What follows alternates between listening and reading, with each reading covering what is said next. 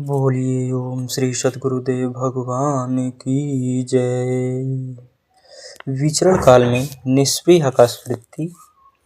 जौनपुर से प्रस्थान के पश्चात आप इष्ट देव को हृदय में धारण कर निरावलंब विचरने लगे।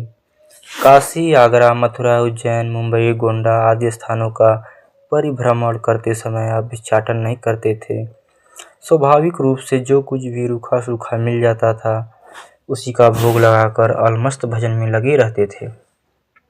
आप क्षुधा शांति की धारणा से कभी किसी के यहाँ मांगने नहीं गए, क्योंकि प्रारंभ से ही यह दृढ़ विश्वास था कि मोर दास कहाई न रासा। तात्पर्य है कि ईश्वरावलंबित होने पर सांसारिक लोगों से सहयोग की अपेक्षा रखना निरर्थक है। विचरण काल में निरंतर 8-10 दिनों तक का उपवास आपके लिए साधारण बात थी। आपके अटपटे स्वरूप को देखकर बहुत से व्यक्ति आपको पागल की संज्ञा प्रदान करने लगते थे, परंतु थोड़ी सी वार्ता होने के पश्चात उनके अज्ञानांधकार से पुरुष हृदय में संतवाणी की ज्ञान रश्मियां प्रवेश करने लगती थीं। वे आपके पीछे चल देते थे। उपेक्षा करने पर भी वे आग्रहपूर्वक संग नहीं छोड़ते थे। आप रात्रि के समय किसी आश्रम या गांव का अवलंब लेकर इसलिए नहीं रुकना चाहते थे कि कहीं हृदय में प्रवाहित होने वाली अविच्छिन्न भजन की धारा टूट न जाए। शिशिर काल में विकंपित कर देने वाली असहनीय ठंडक की रात में भी आप बांसों की प्रकोष्ठ में बैठकर भजन ध्यान की स्थिति में लीन रहते थे। प्रातः काल उठकर आप 1-2 घंटा धूप में विश्राम किया करते थे। लोगों के उत्कंठापूर्वक यह पूछने पर कि महाराज जी, आप सर्प बिच्छुओं के अड्डे में किस तरह छुपे रहते हैं, तब आप मुस्कुराते हुए उनसे कह दिया करते थे कि देखो, सर्प बिच्छू लौकिक दृष्टि में ही है, साधक की दृष्टि इष्टमयी होती है। इष्ट देव उसे जिस तरह से रखते हैं उन्हीं के आदेशों पर यंत्रवत चलता रहता है। गंगा के किनारे किनारे विचरण का यह क्रम चलता रहा। 2 उपवास 3 उपवास आए दिन की घटना थी। एक दिन महाराज जी गंगा के किनारे बैठे थे कि एक किसान उधर से निकला। वह बोला, यहाँ क्यों बैठे हो, बस्ती में जाओ और भिक्षा कर लो। महाराज जी ने कहा, मुझे भिक्षा नहीं करनी है। वह बोला, ऐसे कैसे चलेगा। प्रेम से मुस्कुराकर महाराज जी ने कहा, भगवान जिसे डंडा खटखटाएंगे वहीं खिलाएगा, तू क्यों चिंता करता है। वह किसान अच्छा महाराज जी कहकर चला गया। लगभग 1 घंटे पश्चात वह किसान भोजन लेकर आया। उसने निवेदन किया कि भगवान प्रसाद ग्रहण कर लें। महाराज जी ने पूछा, तू क्यों चला आया। उसने हंसकर कहा, समझ लें भगवान ने मुझे ही डंडा खटखटा है, इसलिए चला आया। कर्मनाशा के किनारे देवी मंदिर में गंगा की दाहिनी ओर विचरण करते हुए महाराज जी बिहार की सीमा पर पहुंचे। आगे कर्मनाशा नदी थी। घाट पर साधारण सा मेला लगा था। एक वैष्णव महात्मा कुटी बनाकर वहीं रहते थे। उन्होंने महाराज जी को देखा तो बैठने के लिए कहा, भोजन कराया और बोले, संत जी यहीं कहीं आसन लगा दूं। महाराज जी ने कहा, नहीं, यहाँ भीड़ भाड़ है, हमें कहीं एकांत बता दे। उन्होंने कहा, इस ओर निकल जाएं। महाराज जी ने कर्मनाशा नदी का किनारा पकड़ा। लगभग 1 किलोमीटर चलने पर एक मंदिर जैसा दिखाई पड़ा।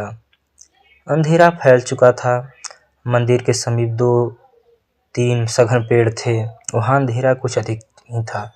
ठंडक का विचार कर महाराज जी ने उन घने वृक्षों के नीचे ही रात्रि व्यतीत करने का निश्चय किया। मंदिर के भीतर भी उन्होंने देखा। मंदिर देवी का था। फर्श पर लाल लाल कुछ चमक रहा था। पैर रखने पर कुछ चिपचिपा सा प्रतीत हुआ। मंदिर के छत की ओर दृष्टि गई तो घंटे के बगल में एक सर्प लटक रहा था। कुछ दुर्गंध भी आ रही थी। इतने में 2 कुत्ते पीछे से हाव हाव करते दौड़े।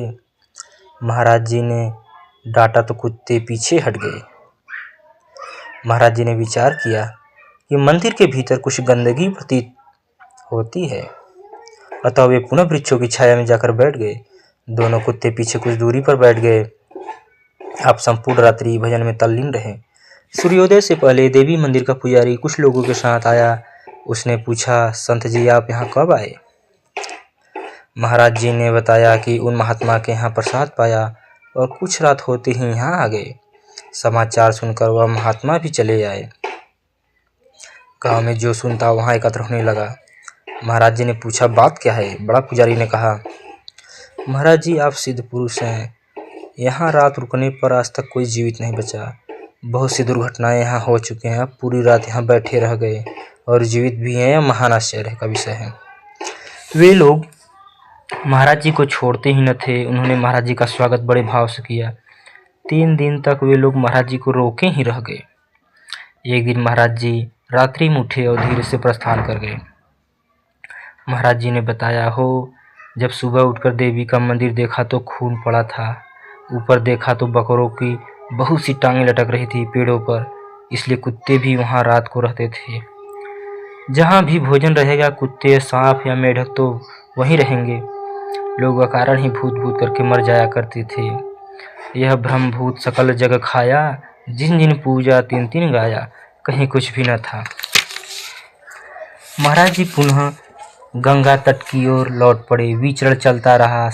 जहाँ शाम होती वे वहीं रुक जाते थे। गांव के बाहर कुछ दूर एकांत देखकर वे बैठ जाते थे। कोई संत कुटी दिखाई पड़ती तब भी वे उसके भीतर नहीं जाते थे। महाराज जी का विचार था कि यदि कुटी में कोई होगा तो व्यर्थ के व्यवहार और वाद विवाद में भजन का समय ही तो नष्ट होगा। अतः वे रात्रि बाहर एकांत में ही व्यतीत करना पसंद करते थे। प्रातः धूप निकलते समय महाराज जी का ध्यान टूटता तो बांस वृक्षों की छाया से बाहर आ जाते और धूप में लेट जाते। एक नींद में ही 10-11 बज जाते थे और बस इसके अतिरिक्त महाराज जी सोते नहीं थे। शिशिर काल में दिगंबरा अवस्था, परिभ्रमण काल की इसी श्रृंखला में आप काशी जा पहुँचे। वहाँ रात्रि के नीरव वातावरण में बिच्छू सा डंक मारने वाली सर्दी का अतिक्रमण करते हुए आप कई घंटे भजन में निमग्न रहते थे। जब सुरती अंतरदेश में स्थिर हो जाती थी तो बाह्य सर्दी का प्रभाव नगण्य हो जाता था। काशी में रुकने के बाद आप मैदानी क्षेत्र की ओर बढ़ने लगे। कुछ देर चलने के बाद किसी गांव के समीप 2 लड़कियां महाराज जी को देखकर दौड़ती हुई समीप आ गई। आप पूर्णतः दिगंबर थे। ऐसी स्थिति में आपको देखकर वे हंसने लगी और आपस में कहना प्रारंभ कर दिया कि अरे ये तुम्हें पसंद कर रहे हैं। दूसरी बोली, नहीं, तुम्हें पसंद कर रहे हैं। उनके वार्तालापों का आपके मन पर कोई असर नहीं पड़ा, बल्कि आप अपनी मस्ती में ही डूबे रहे। इसी बीच ग्रामीण व्यक्ति जाता हुआ दिखाई पड़ा। उसे देखकर वे लड़कियां शर्म के कारण चिल्लाकर भागने लगी। उस व्यक्ति ने उन लड़कियों से पूछा, क्यों भाग रही हो? उन लड़कियों ने उत्तर दिया कि इन्हें हम नग्न देखकर हमें भय लग रहा था। उनके इस कथन को सुनकर वह ग्रामवासी महाराज जी को देखते ही संत समझकर प्रणाम किया और आग्रह के साथ आपको गांव ले जाने के लिए हट करने लगा। परंतु आप गांव के बाहर ही 10 दिन तक उसके आग्रह पर रमे रहे।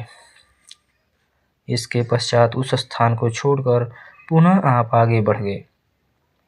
ऐसी विषम परिस्थिति और एकांत में भगवान ही वैराग्य की रक्षा करते हैं, नहीं तो बड़े से बड़े साधक भी काम की चपेट में आकर पथभ्रष्ट हो जाते हैं। उन दिनों आपके दिगंबर शरीर पर शिशिर, ग्रीष्म तथा पावस ऋतुएं व्यतीत होती चली जा रही थी।